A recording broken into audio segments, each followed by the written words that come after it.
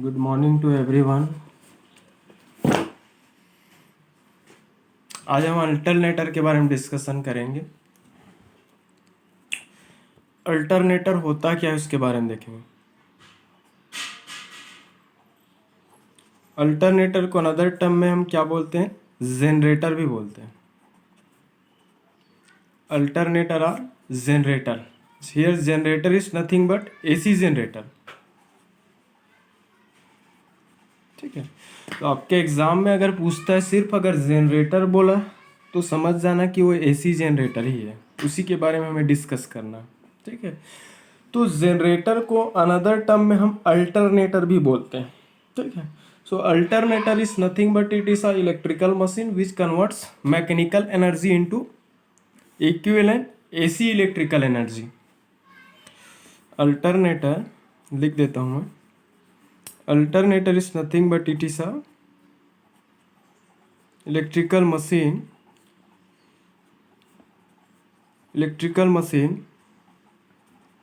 which converts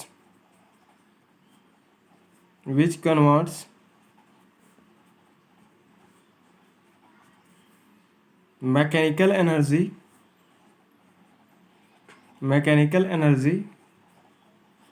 into AC electrical energy.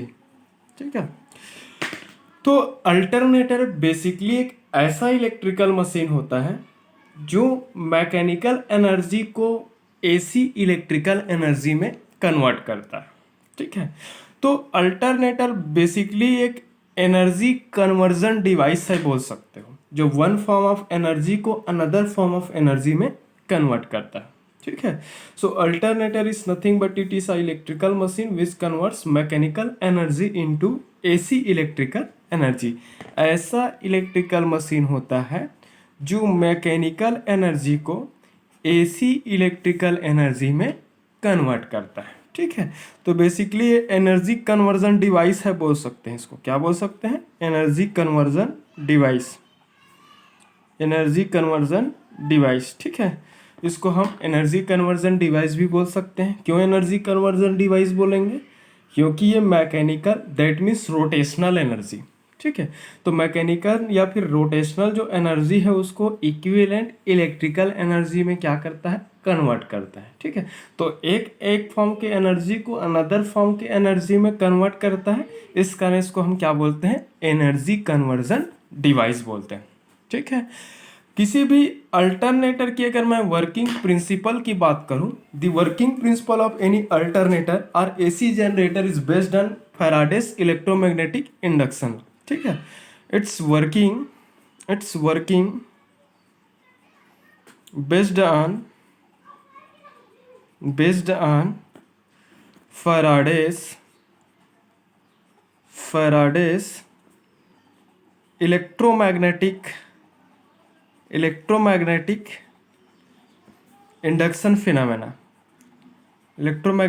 Induction phenomena. ठीक है, तो कोई भी अल्टरनेटर या फिर जनरेटर की जो वर्किंग प्रिंसिपल होती है उसकी वर्किंग प्रिंसिपल है फैराडे के इलेक्ट्रोमैग्नेटिक इंडक्शन फिनोमेना पर बेस्ड है। आप कॉम्पिटिटिव अगर एग्जाम देखोगे तो कॉम्पिटिटिव एग्जाम में अगर मल्टीपल चॉइस क्वेश्चन अगर अराइज होता है तो उस पर्टिकुलर कंडीशन में क्या होता है, इस अल्टरनेटर पे बेस्ड यहाँ पे न्यूमेरिक यहाँ पे ऑब्जेक्टिव क्वेश्चन पूछा जा सकता है कि जनरेटर की वर्किंग प्रिंसिपल है वो कौन से लॉ पर बेस्ड है, कौन से थ्योरी पे बेस्ड है। ठीक है, तो जनरेटर की वर्किंग जो प्रिंसिपल है फैराडे के इलेक्ट्रोमैग्नेटिक इंडक्शन फिनोमेना पर बेस्ड है। कौन से फिनोमेना पर, Faraday's electromagnetic induction phenomena. Clear हुआ, तो आई थिंक इतना तो क्लियर हो गया होगा आप सबको। ठीक, तो अल्टरनेटर को ही हम दूसरे टर्म में जनरेटर या फिर एसी जनरेटर भी बोलते हैं।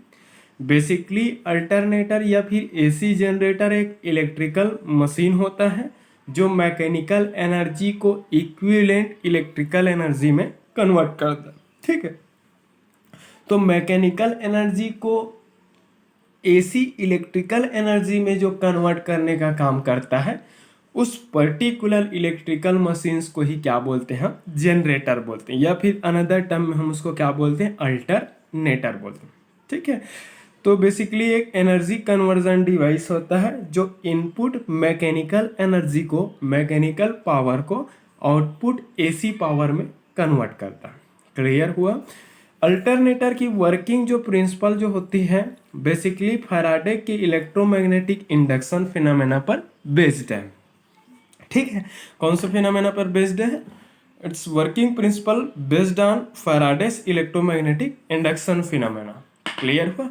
अब रही बात फैराडेस इलेक्ट्रोमैग्नेटिक इंडक्शन फिनोमेना क्या बोलता है कि जब किसी कंडक्टर पे फ्लक्स लिंकिंग रेट में चेंज होता है, ठीक है, ठीक, if there is changes in flux linking rate in any conductor always induced an EMF in that conductor. Clear हुआ। तो इसका मतलब क्या हुआ कि जब किसी कंडक्टर की फ्लक्स लिंकिंग रेट में चेंज होता है तो फ्लक्स लिंकिंग रेट में चेंजेस होने के कारण उस कंडक्टर पे ऑलवेज एक ईएमएफ है वो प्रोड्यूस हो जाता है। यही आपका फैराडे का लॉ बोलता है। अब देखो, फ्लक्स लिंकिंग रेट में जब तक चेंजेस नहीं मिलेंगे, ठीक है, उस कंडक्टर को लिंकेज करने वाले फ्लक्स रेट में जब तक चेंजेस नहीं मिलेगा तब तक उस कंडक्टर पे कोई भी ईएमएफ है उसका प्रोडक्शन नहीं होगा। ठीक है, तो किसी भी कंडक्टर में अगर ईएमएफ का प्रोडक्शन अगर आपको देखना है तो उस पर्टिकुलर केस में उस कंडक्टर के फ्लक्स लिंकिंग रेट में क्या होना चाहिए, चेंज होना चाहिए। ठीक है, तो उस कंडक्टर के फ्लक्स लिंकिंग रेट में जब तक चेंजेस नहीं मिलेंगे तब तक उस कंडक्टर पे कोई भी ईएमएफ का प्रोडक्शन नहीं होगा। ठीक है, अगर फ्लक्स लिंकेज रेट में अगर चेंजेस अगर जीरो दिखाई दिया तो प्रोड्यूस्ड ईएमएफ की वैल्यू भी क्या होंगे, जीरो होंगे। क्लियर हो। तो यही बोलता है फैराडे का law, Faraday's electromagnetic induction phenomena पर बेस्ड है अल्टरनेटर। क्लियर। तो आई थिंक इतना सबको क्लियर हो गया होगा। Now next point is fundamental requirements of generator, fundamental requirements of generator. ठीक है, दैट मीन्स कोई भी जनरेटर का जो बेसिक जो रिक्वायरमेंट्स हैं क्या क्या होना चाहिए। First is magnetic field, there should be a magnetic field for production of EMF. Magnetic field, first is magnetic field, the magnetic field में be a permanent magnetic field or electromagnetic field। Clear हुआ। Second point is armature, armature को ही दूसरे term में हम क्या बोल देते हैं, कंडक्टर बोलते हैं। Third is slip ring and brushes. ठीक है, slip ring and brushes, slip ring आप देखे होंगे, आर्मेचर कंडक्टर के साथ जो आपका एक रिंग शेप्ड सर्कुलर शेप्ड आपका रिंग शेप्ड जो आपका स्ट्रक्चर होता है, मेटल जो स्ट्रक्चर होता है वही स्लिप रिंग रहता है, और उसी स्लिप रिंग के थ्रू हम क्या करते हैं, प्रोड्यूस्ड ईएमएफ को आउटर लोड में या फिर आउटर सर्किट को ट्रांसफर करने का हम काम करते हैं। तो slip ring and brushes, third part is slip ring and brushes. Now the fourth point is mechanical energy. Now because alternator is a energy conversion device, it converts mechanical energy into equivalent AC electrical energy। Clear हुआ। Basically एक ऐसा machine होता है जो input mechanical energy को equivalent AC electrical energy में convert करता है। ठीक है, तो कोई भी अल्टरनेटर में ये बेसिक इतने पार्ट्स का होना बहुत ही जरूरी है। ठीक है, fundamental requirements for any alternator और एसी जनरेटर। ठीक है, तो अल्टरनेटर अगर बोले तो माइंड में क्लिक करना चाहिए कि वो क्या है, एसी जनरेटर की ही बातें चल रही है। तो एसी सिग्नल को जनरेट करने वाली जो मशीन है वही एसी जनरेटर, और एसी को ही क्या बोलते हैं हम, अल्टरनेटिंग करंट सिग्नल बोलते हैं, और अल्टरनेटिंग करंट सिग्नल का ही प्रोडक्शन करते हैं, इस कारण उसको हम क्या बोलते हैं, अल्टरनेटर बोलते हैं। क्लियर हुआ। तो कोई भी अल्टरनेटर जो है उसकी फंडामेंटल जो पार्ट्स हैं, फंडामेंटल जो रिक्वायरमेंट्स हैं, क्या क्या चीज़ें उसमें होना जरूरी है। First is magnetic field, this magnetic field में भी can be produced by permanent magnet और इट में बी इलेक्ट्रोमैग्नेट। ये परमानेंट मैग्नेट भी हो सकता है या फिर इलेक्ट्रोमैग्नेट हो सकता है। Second part is armature. Armature को हम कॉइल भी बोल सकते हैं या फिर कोई कंडक्टर जैसा टर्म भी यूज कर सकते हैं, ठीक है।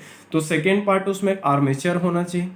आर्मेचर होता है, armature is nothing but it is a stationary stator part of alternator, ठीक है। देखो मशीन्स की बातें चल रहा था, जब हम डीसी मोटर के बारे में बात कर रहे थे और डीसी जनरेटर के बारे में जब बातें हो रहा था, तो उस पर्टिकुलर कंडीशन में armature was the rotating part, that was rotor, वो रोटर था उस कंडीशन में। But in case of generator the armature is basically stationary part. Armature जो होता है क्या रहता है, स्टेशनरी पार्ट होता है। क्लियर हो? तो नाम से आर्मेचर को आप इसमें आजो रोटर भी हो सकता है, रोटेटिंग पार्ट भी हो सकता है।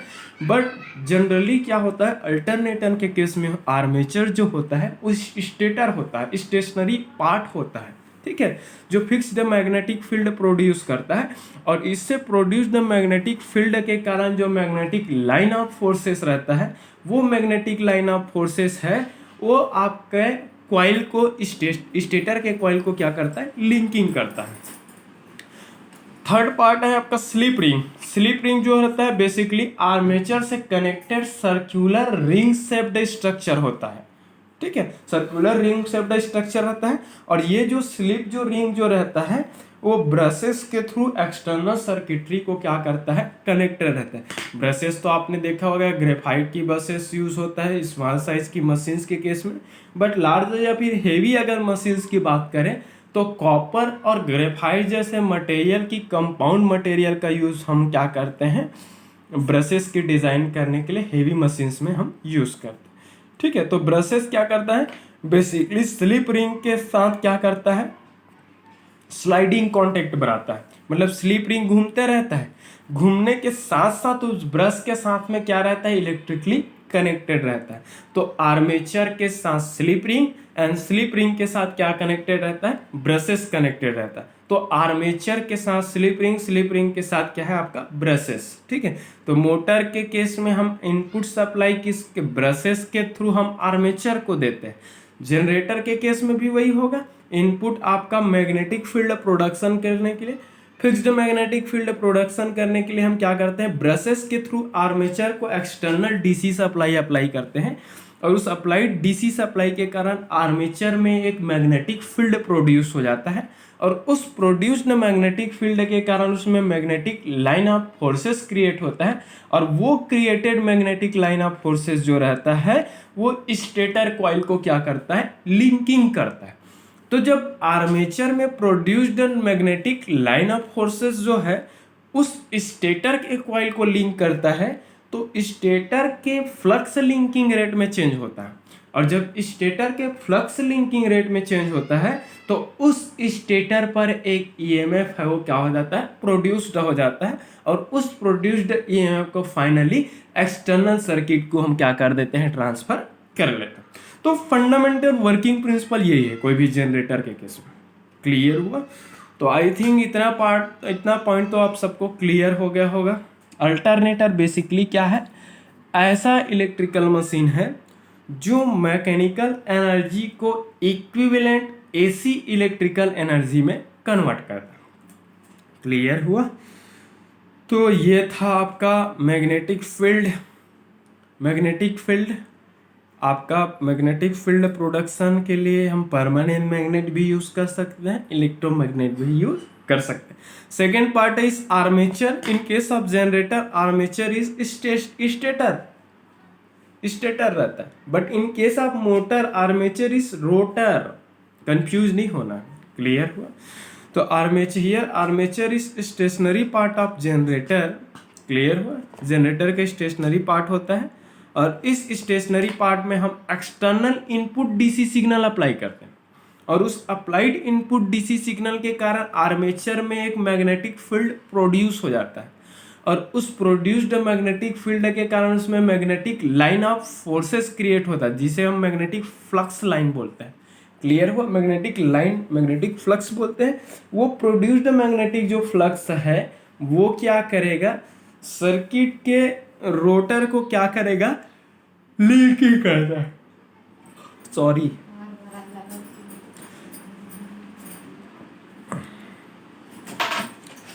तो रोटर के फ्लक्स लिंकेज रेट में जब चेंजेस होता है, तो रोटर के फ्लक्स लिंकेज रेट में चेंजेस होने के कारण रोटर पर एक ईएमएफ है वो प्रोड्यूस हो जाता है, क्लियर। और उस प्रोड्यूस्ड ईएमएफ के कारण उस रोटर पे एक इलेक्ट्रिकल करंट का फ्लो होना शुरू हो जाता है। फाइनली उस प्रोड्यूस्ड इलेक्ट्रिकल करंट को हम आउटर लोड का आउटर सर्किट को हम क्या कर देते हैं, ट्रांसफर कर देते हैं, क्लियर हुआ। तो इतना तो सबको क्लियर हो गया। बेसिक जो 4 पार्ट्स हैं, measure it can be divided into 4 parts. First is mechanical energy. This mechanical energy can be produced by steam generator, turbine, water turbine, gas turbine, etc.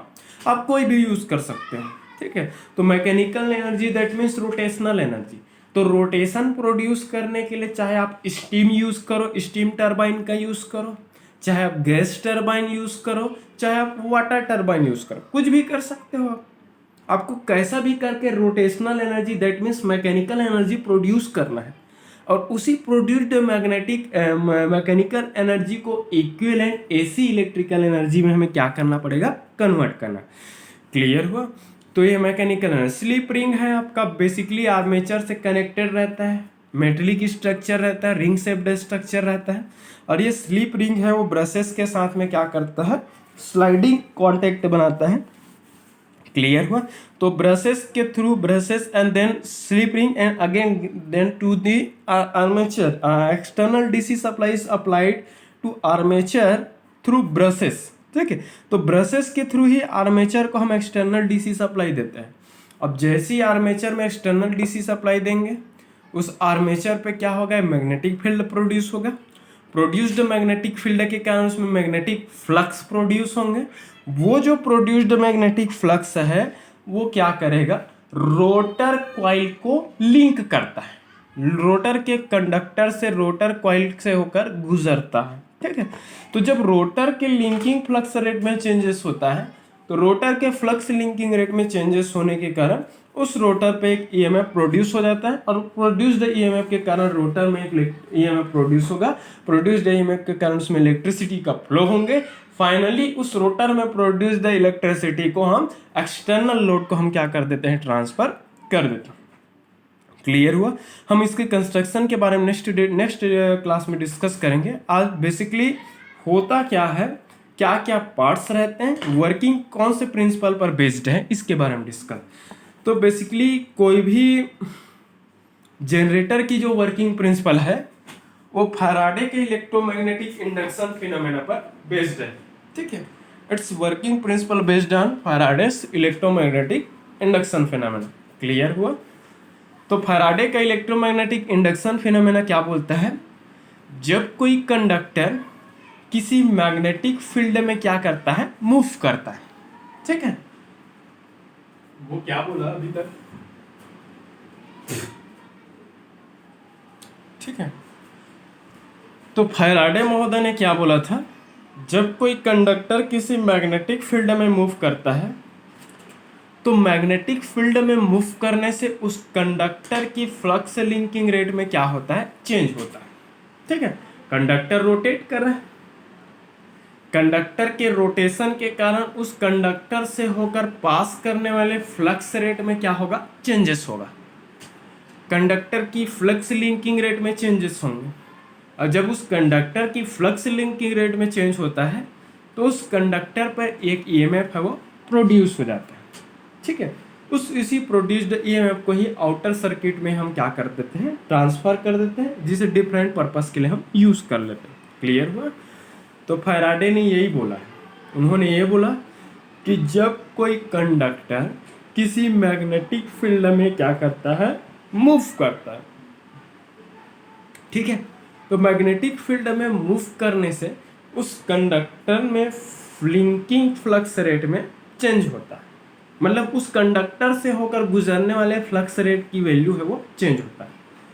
और जब उस कंडक्टर से होकर गुजरने वाले फ्लक्स रेट में चेंज होता है, तो फ्लक्स लिंकिंग रेट में चेंज होने के कारण उस कंडक्टर पे क्या प्रोड्यूस होगा, ये ईएमएफ प्रोड्यूस होगा, और अगेन उस प्रोड्यूस्ड ईएमएफ के कारण उस कंडक्टर में एक इलेक्ट्रिकल करंट का क्या होने लगता है, सर्कुलेशन होने लगता है। उसी सर्कुलेटेड इलेक्ट्रिसिटी को फाइनली हम एक्सटर्नल लोड को क्या कर देते हैं, हम ट्रांसफर कर देते हैं। क्लियर हुआ? तो कैसा भी करके कंडक्टर को मैग्नेटिक फील्ड के बीच में हमें क्या करना है, मूव कराना है। अब रही बात कंडक्टर को मूव कराने के लिए डिफरेंट टेक्नोलॉजी यूज कर सकते हैं, डिफरेंट टेक्निक्स यूज कर सकते हैं।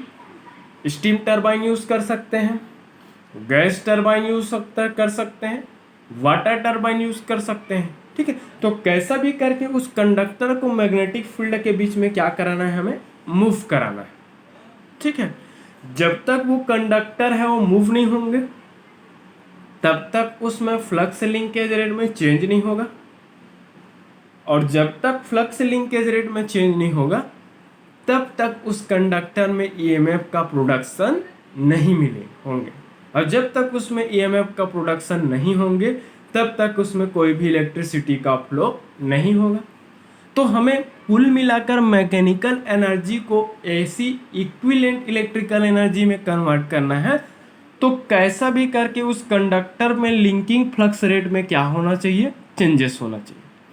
अगर आपको लिंकिंग फ्लक्स रेट में चेंजेस करना है तो कंडक्टर को मूव कराओ, और जब कंडक्टर मूव करेगा तब फ्लक्स रेट में चेंजेस होंगे।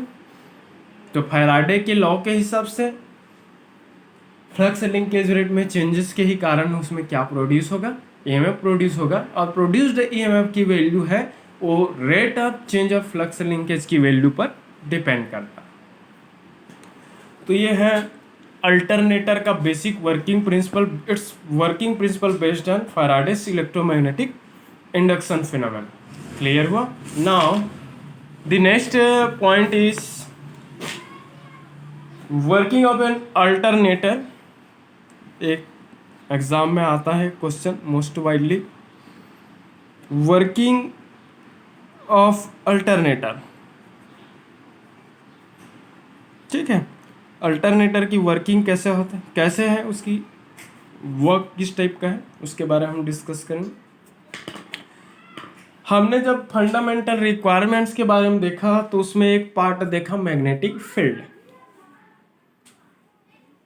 आपको मैग्नेटिक फील्ड का प्रोडक्शन करना है कैसा भी करके, चाहे परमानेंट मैग्नेट यूज करो चाहे आप इलेक्ट्रोमैग्नेट यूज करो। तो कोई भी टेक्नोलॉजी, कोई भी टेक्निक, कोई भी प्रोसेस का यूज करके कैसा भी करके आपको एक क्या करना है, मैग्नेटिक फील्ड क्रिएट करना ही है। और उसी मैग्नेटिक फील्ड के बीच में कंडक्टर को क्या कराना है, आपको मूव कराना है। तो मैग्नेटिक फील्ड की प्रोडक्शन है वो दो तरीके से हो सकता है बोला मैं, चाहे आप मैग्नेट यूज कर लो, तो स्मॉल साइज की जो मशीन्स है उसमें हम मैग्नेट यूज कर सकते हैं, बट लार्ज और हेवी मशीन्स में हमें मैग्नेट है वो पॉसिबिलिटी ही नहीं हो पाता। तो एक मैग्नेटिक फील्ड होता है। तो चलो यहाँ पर हम वर्किंग के बारे में देखते हैं। तो फैराडे महोदय ने बोला है कि जब किसी मैग्नेटिक फील्ड के बीच में कोई कंडक्टर मूव करता है तो ऑलवेज उस कंडक्टर की फ्लक्स लिंकिंग रेट में क्या होता है, चेंजेस होता है। ठीक है, चलो हम ये बना देते हैं। ये मैग्नेट के ही थ्रू बता रहा हूँ, नॉर्थ और साउथ पोल है मैग्नेट का। कोई भी मैग्नेट की दो पोल होगी, एक नॉर्थ पोल और दूसरा साउथ पोल।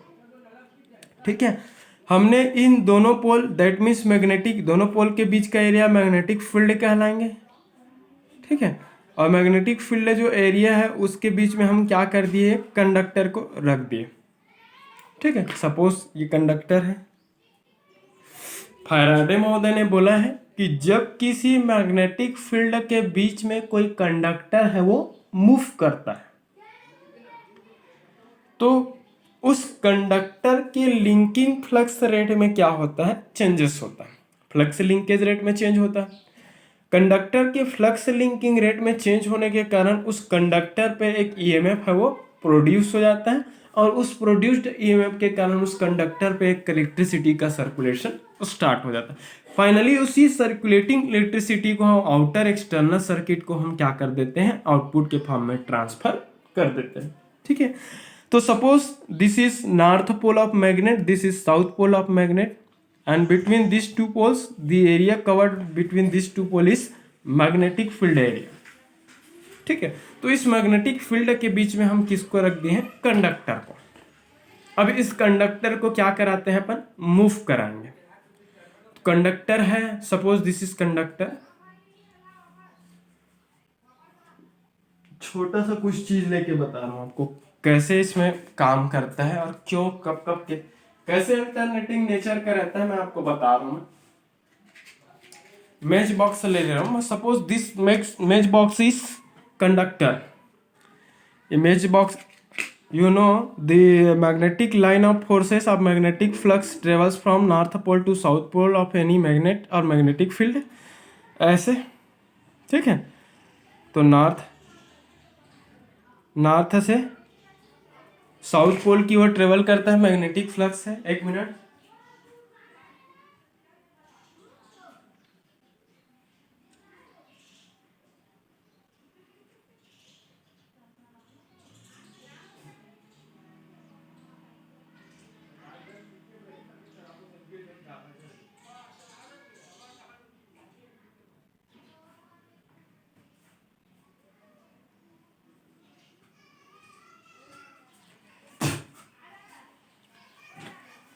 अरे मैग्नेटिक फील्ड है, नॉर्थ पोल है या साउथ पोल। आप सबको पता होगा कोई भी मैग्नेटिक फील्ड में मैग्नेटिक जो फ्लक्स होता है नॉर्थ पोल से साउथ पोल की ओर ट्रेवल करता है, मूव करता है। तो हमने यहाँ पर फ्लक्स की ट्रेवलिंग और मूविंग डायरेक्शन को हमने शो किया है, ठीक है। ये आपका मूविंग डायरेक्शन नॉर्थ से साउथ पोल की ओर, ठीक है। Suppose this match box is conductor between this magnetic poles, clear हुआ। हम इस मैग्नेटिक पोल के बीच में इसको कंडक्टर को रख दिए। Suppose this match box is conductor और कंडक्टिंग मटेरियल, कंडक्टिंग में कॉइल भी बोल सकते हो, अल्टरनेटर भी बोल सकते, जो बोलो आप। हमने इसको रख दिया। अब क्या होता है, इस मैग्नेटिक फील्ड में जो मैग्नेटिक फ्लक्स जो लाइन रहता है वो magnetic flux line north pole से स्टार्ट होकर साउथ पोल पे एंड होता है, मतलब नॉर्थ से साउथ की ओर ट्रेवल करता है, ठीक है। तो जब ये नॉर्थ से साउथ डायरेक्शन की ओर ट्रेवल करने वाले मैग्नेटिक फ्लक्स है वो इस कंडक्टर से होकर पास होगा, इससे होकर गुजरेंगे, इसको लिंक करेंगे। तो इस कंडक्टर की लिंकिंग फ्लक्स रेट में क्या होगा, चेंज होगा। कंडक्टर की फ्लक्स लिंकिंग रेट में चेंज होने के कारण इस कंडक्टर पर क्या प्रोड्यूस होंगे, ईएमएफ प्रोड्यूस होगा। और उसी प्रोड्यूस्ड ईएमएफ के कारण इस कंडक्टर में एक इलेक्ट्रिसिटी का सर्कुलेशन होंगे और उस सर्कुलेटेड इलेक्ट्रिसिटी को फाइनली हम एक्सटर्नल सर्किट को, एक्सटर्नल लोड को हम आउटपुट के फॉर्म में ट्रांसफर कर दें। यही है, ठीक है। तो नॉर्थ और साउथ पोल के बीच में हमने कंडक्टर रखा। जब ये कंडक्टर है मैग्नेटिक लाइन ऑफ फोर्सेस के पैरेलल होता है, पैरेलल रहता है, तो उस पर्टिकुलर केस में इस कंडक्टर की फ्लक्स लिंकेज रेट में क्या होगा, मिनिमम चेंजेस होगा। मिनिमम अमाउंट में फ्लक्स का लिंकेज होंगे। जब मिनिमम अमाउंट में फ्लक्स का लिंकेज होगा तो उस पर्टिकुलर कंडीशन में मिनिमम ईएमएफ है वो क्या होगा, प्रोड्यूस होगा। ऑलमोस्ट जीरो ही रहेंगे। कब जो जीरो रहेगा, जब फ्लक्स लाइन है वो और कंडक्टर है दोनों क्या रहेगा, पैरेलल रहेगा, ठीक है, दोनों पैरेलल रहेंगे। Then in that case minimum amount of flux linkage is there, clear हो। तो वहां पर मिनिमम अमाउंट में फ्लक्स लिंकेज होगा। मिनिमम अमाउंट में फ्लक्स लिंकेज होने के कारण प्रोड्यूस्ड ईएमएफ की वैल्यू मिनिमम होंगे, ऑलमोस्ट वो क्या रहेगा, जीरो रहेगा। अब चलो मैं इस कंडक्टर को मूव करा रहा हूं, ये कंडक्टर मूव होगा, ऐसे मूव होंगे। जैसे जैसे कंडक्टर है उसकी एंगल है वो इंक्रीज होंगे, वैसे वैसे उस कंडक्टर के फ्लक्स लिंकेज की वैल्यू है वो बढ़ते जाएगा। जिस पर्टिकुलर कंडीशन में ये कंडक्टर है वो मैग्नेटिक फ्लक्स के रिस्पेक्ट में 90 डिग्री का हो जाएगा, परपेंडिकुलर डायरेक्शन में हो जाएंगे, उसी पर्टिकुलर सिचुएशन में इसमें मैक्सिमम अमाउंट में फ्लक्स का लिंकेज होगा। तो मैक्सिमम अमाउंट में फ्लक्स लिंकेज होंगे। जब मैक्सिमम फ्लक्स लिंकेज होगा तो उस समय प्रोड्यूस्ड ईएमएफ की वैल्यू क्या होगा, मैक्सिमम होंगे। अब 90 डिग्री पे सबसे ज्यादा अमाउंट का फ्लक्स है उस कंडक्टर से होकर पास होगा, उसको लिंक करेगा, उसको क्रॉस करेंगे, उसको कट करेंगे, उससे होकर गुजरेगा। तो 90 डिग्री रहेंगे तभी वो एक दूसरे से कटिंग करने वाले फ्लक्स लिंकेज रेट है वो क्या होगा, maximum. If flux linkage rate is maximum then produced EMF will be maximum, वो भी क्या होगा, मैक्सिमम ही होंगे।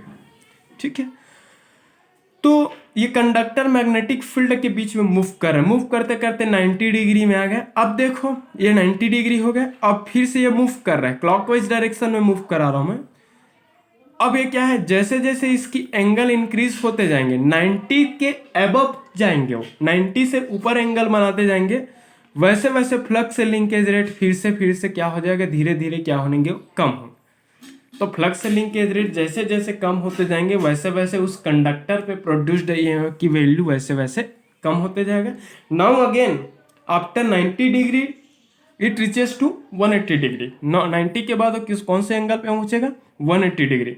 तो जब 180 डिग्री पे आता है तो उस पर्टिकुलर कंडीशन में अगेन इस कंडक्टर है उसकी पोजीशन फ्लक्स लाइन के रिस्पेक्ट में क्या हो जाती है, पैरेलल हो जाती है, 0 डिग्री की हो जाती है, दोनों एक दूसरे के पैरेलल हो जाते हैं। तो कंडक्टर फ्लक्स से पैरेलल होने के कारण उस कंडक्टर की फ्लक्स लिंकेज रेट है उसमें क्या होता है, मिनिमम चेंजेस होंगे, नेग्लिजिबल अमाउंट का चेंजेस मिलेंगे, 0 मिलेंगे। तो जब फ्लक्स लिंकेज रेट में चेंजेस है वो 0 है तो अगेन उस कंडक्टर पे प्रोड्यूस्ड ईएमएफ की वैल्यू है वो 0 हो जाएगा। नाउ अगेन अगर हम फिर से इस कंडक्टर को मूव कराते कराते अगर हम 180 के अबव जाएंगे, जब ये कंडक्टर 180 के अबव से 270 डिग्री पे पहुंच जाए, तो अब ये 270 पे पहुंचा है तो 270 डिग्री पे उस फ्लक्स और कंडक्टर के बीच का जो एंगल है वो कितना डिग्री का हो गया, 90। 270 पे अगेन मैक्सिमम अमाउंट में फ्लक्स है वो उस कंडक्टर को क्या करेगा, लिंक करेगा। बट इस समय उस कंडक्टर की लिंकिंग डायरेक्शन है वो क्या हो गया, अपोजिट। मैक्सिमम फ्लक्स तो लिंक किया बट अपोजिट डायरेक्शन में फ्लक्स का लिंकेज हुआ। तो अपोजिट डायरेक्शन में मैक्सिमम अमाउंट में फ्लक्स लिंकेज हुआ, इस कारण उसमें प्रोड्यूस्ड ईएमएफ की वैल्यू तो मैक्सिमम ही मिलेंगे but polarity will be negative, क्योंकि पहले के रिस्पेक्ट में अपोजिट हो गया तो अब निगेटिव मिलेगा। नाउ अगेन के कंडक्टर मूव होते होते होते होते फिर से 270 डिग्री से फिर से क्या आ जाएगा, 360 डिग्री में। तो 360 डिग्री में इस कंडक्टर पे लिंकिंग करने वाले फ्लक्स रेट की वजह नेग्लिजिबल होगा, नेग्लिजिबल अमाउंट में फ्लक्स लिंकेज होंगे। नेग्लिजिबल अमाउंट में फ्लक्स लिंकेज होने के कारण उसमें प्रोड्यूस्ड ईएमएफ की वैल्यू भी क्या होंगे, नेग्लिजिबल होगा, मोस्टली 0 हो जाएंगे। तो 360 डिग्री पे फिर से कंडक्टर पे प्रोड्यूस्ड ईएमएफ की वैल्यू क्या हो जाएगा, 0। तो हो क्या रहा है कि वो कंडक्टर है वो मैग्नेटिक फील्ड के बीच में मूव कर रहा है और जिस पर्टिकुलर कंडीशन में उस कंडक्टर पे लिंकिंग फ्लक्स रेट की वैल्यू मैक्सिमम, उसी समय प्रोड्यूस्ड ईएमएफ की वैल्यू भी क्या हो जाए, मैक्सिमम हो जा रहा है। ठीक है, तो इस जनरेटर से जनरेटर सिग्नल की नेचर क्या हो जाती है, साइनोसाइडल होगा, ऐसा है। ये 90 डिग्री पे मैक्सिमम, 0 डिग्री पे 0, 180 पे कंडक्टर है वो पैरेलल, फिर 270 पे मैक्सिमम बट अपोजिट डायरेक्शन, फिर 360 पे फिर से क्या हो जाएगा, 0। ये ओमेगा टी अगर दे दूं तो 0 डिग्री मान लूँ, 90 डिग्री मान लूँ, 180 डिग्री मान लूँ, 270 डिग्री मान लूँ, 360 डिग्री। ठीक है, तो 0 डिग्री पे वो कंडक्टर और मैग्नेटिक फ्लक्स दोनों क्या है, पैरेलल है। पैरेलल होने की वजह से मिनिमम अमाउंट में फ्लक्स का लिंकेज होगा और जब मिनिमम फ्लक्स लिंकेज होंगे तो उस समय प्रोड्यूस्ड ईएमएफ की वैल्यू भी मिनिमम 0 होगा, नेग्लिजिबल होंगे। जब कंडक्टर है मैग्नेटिक फ्लक्स के बीच में 90 डिग्री एंगल बनाएंगे तो उस समय उस कंडक्टर की लिंकिंग फ्लक्स रेट की वैल्यू है वो मैक्सिमम। जब लिंकिंग फ्लक्स रेट की वैल्यू मैक्सिमम होंगे तो उसमें प्रोड्यूस्ड ईएमएफ की वैल्यू भी क्या होगा, मैक्सिमम होंगे, ये मैक्सिमम होंगे। अगेन जब आपका कंडक्टर है उसकी डायरेक्शन है वो फ्लक्स के साथ में वो अगर पैरेलल है तो पैरेलल होने से मिनिमम अमाउंट में फ्लक्स लिंकेज होगा। मिनिमम फ्लक्स लिंकेज होने के कारण उसमें क्या होंगे, प्रोड्यूस्ड ईएमएफ की वैल्यू फिर से 0 होगा। फिर 270 डिग्री पे आएंगे तो वो कंडक्टर अगेन फ्लक्स के साथ परपेंडिकुलर रहेगा, और उस समय मैक्सिमम अमाउंट में फ्लक्स अगेन लिंक करेंगे। मैक्सिमम अमाउंट में फ्लक्स तो लिंकेज करेगा, बट इस समय फ्लक्स लिंकिंग का डायरेक्शन है वो क्या हो गया, प्रीवियस के रिस्पेक्ट में अपोजिट हो गया। तो प्रीवियस डायरेक्शन का अपोजिट है, बट मैक्सिमम अमाउंट में फ्लक्स लिंकिंग है। तो मैक्सिमम अमाउंट में फ्लक्स लिंकिंग के इसका प्रोड्यूस्ड ईएमएफ की वैल्यू मैक्सिमम ही रहेंगे, बट फ्लक्स लिंकिंग का डायरेक्शन अपोजिट होने से प्रोड्यूस्ड ईएमएफ की पोलैरिटी क्या हो जाएगा, अपोजिट हो जाएगा। तो यह समय मैक्सिमम है बट अपोजिट। अगेन 360 डिग्री पे अगर एक कंडक्टर मूव करते हुए 360 डिग्री एंगल पे आ जाएंगे, तो 360 डिग्री एंगल पे क्या होगा, फिर से कंडक्टर और फ्लक्स है दोनों पैरेलल में अपीयर होंगे। कंडक्टर और फ्लक्स दोनों पैरेलल अपीयर होने के कारण क्या होगा, उसमें अगेन मिनिमम अमाउंट में फ्लक्स का लिंकेज होगा। मिनिमम फ्लक्स लिंकेज होने के कारण उसमें प्रोड्यूस्ड ईएमएफ की वैल्यू फिर से क्या होंगे, मिनिमम मतलब जीरो के बराबर, तो जीरो। तो हो क्या रहा है, कंडक्टर के एंगुलर मूवमेंट के कारण प्रोड्यूस्ड ईएमएफ की वैल्यू क्या मिलता है, हमें साइनोसॉइडल नेचर का मिलेगा। इसी को हम ऐसे इस टाइप का मिलते जाएंगे, ठीक है। तो इस जनरेटर में प्रोड्यूस्ड ईएमएफ की वैल्यू है, उसकी प्रोड्यूस्ड ईएमएफ की वैल्यू को हम इक्वेशन से शो करते हैं, जिसको बी एल वी इंटू क्या लिखते हैं, साइन ऑफ थीटा। ये बेसिकली थीटा जो है ना, वो मैग्नेटिक फ्लक्स और कंडक्टर के बीच का एंगल है। तो जैसे जैसे एंगल वेरी होगा वैसे वैसे प्रोड्यूस्ड ईएमएफ की वैल्यू भी क्या होंगे, वेरी होंगे। बी क्या है, मैग्नेटिक फ्लक्स डेंसिटी है, उस मैग्नेटिक फील्ड की फ्लक्स डेंसिटी है। L is nothing but here L is length of conductor in metre, B is magnetic flux density in weber per metre square, here V is nothing but it is velocity of conductor. Clear हुआ, velocity of conductor, ठीक है। तो conductor है वो कितने velocity से move करेगा। So this will be equation of induced EMF in case of generator, its unit will be volt. Here when the angle between magnetic flux, magnetic field and conductor is 0 degree, तो 0 degree angle कब कहलाएंगे, 0 degree angle कब कहलाएंगे, जब वो conductor और magnetic flux क्या रहेंगे, पैरेलल रहेंगे। तो जब कंडक्टर और मैग्नेटिक फ्लक्स जब पैरेलल रहेंगे तो उस पर्टिकुलर केस में नेग्लिजिबल अमाउंट में फ्लक्स है वो लिंकिंग करेगा, नहीं के बराबर। आइडियल बोलूं तो जीरो। तो नेग्लिजिबल अमाउंट में जीरो वैल्यू का फ्लक्स लिंकेज करता है। तो जब जीरो वैल्यू का फ्लक्स लिंकेज करता है तो थीटा की वैल्यू अगर जीरो करूंगा तो साइन जीरो का वैल्यू जीरो होगा, देन साइन जीरो जीरो, तो zero multiply by anything, induced EMF will B 0 volt, तो 0 वोल्ट मिलेंगे। वह जब आपका कंडक्टर मूव होते होते उसके बीच एंगल है वो 90 डिग्री बना दिया। जब कंडक्टर और मैग्नेटिक फ्लक्स के बीच का एंगल अगर 90 डिग्री पे पहुंच गया तो साइन 90 का वैल्यू +1 होता है, तो produced EMF E equal to क्या हो जाएगा, बी एल वी वोल्ट होंगे। क्लियर हुआ। जब आपका कंडक्टर और मैग्नेटिक फ्लक्स के बीच का एंगल है थीटा की वैल्यू 270 डिग्री आ गया, तो साइन थीटा की वैल्यू इसका 270, तो साइन 270 मतलब -1 होता है, तो E इक्वल टू क्या हो जाएगा, -BLV वोल्ट हो जाएंगे। माइनस मिलेंगे क्योंकि अब क्या हो रहा है, फ्लक्स की लिंकिंग की डायरेक्शन है वो प्रीवियस के रिस्पेक्ट में क्या हो जा रहा है, अपोजिट हो जा रहा है। क्लियर हुआ। तो इस समय भी मैक्सिमम मिलेंगे बट मैक्सिमम निगेटिव, इस समय भी मैक्सिमम मिलेगा 90 पे but maximum positive. And theta equal to 360 degree, अगर थीटा की वैल्यू 360 डिग्री है तो E इक्वल टू क्या हो जाएगा, BLV, और साइन 360, तो साइन 360 मतलब 0 होगा और ये क्या हो जाएंगे 0। तो अगेन फिर से 360 डिग्री पे भी कंडक्टर और फ्लक्स है पैरेलल होंगे, 0 डिग्री पे भी कंडक्टर और फ्लक्स है वो पैरेलल होंगे, तो प्रोड्यूस्ड ईएमएफ की वैल्यू है वो 0 होंगे। 90 डिग्री पे कंडक्टर में मैक्सिमम अमाउंट में फ्लक्स लिंकेज करेगा, इस कारण प्रोड्यूस्ड ईएमएफ की वैल्यू मैक्सिमम होंगे। 270 डिग्री पे में भी मैक्सिमम ऑन में फ्लक्स लिंकिंग करेगा, बट इस समय फ्लक्स लिंकिंग की जो डायरेक्शन है वो क्या है, अपोजिट। इस कारण प्रोड्यूस्ड ईएमएफ है उसकी वैल्यू मैक्सिमम तो मिलेंगे, बट डायरेक्शन अपोजिट होने की वजह से उसकी वैल्यू क्या मिलेगा, निगेटिव। तो ये था वर्किंग ऑफ एन अल्टरनेटर। ठीक है, कोई भी अल्टरनेटर या फिर एसी जनरेटर की वर्किंग प्रिंसिपल है और फैराडे के इलेक्ट्रोमैग्नेटिक इंडक्शन फिनोमेना पर बेस्ड है।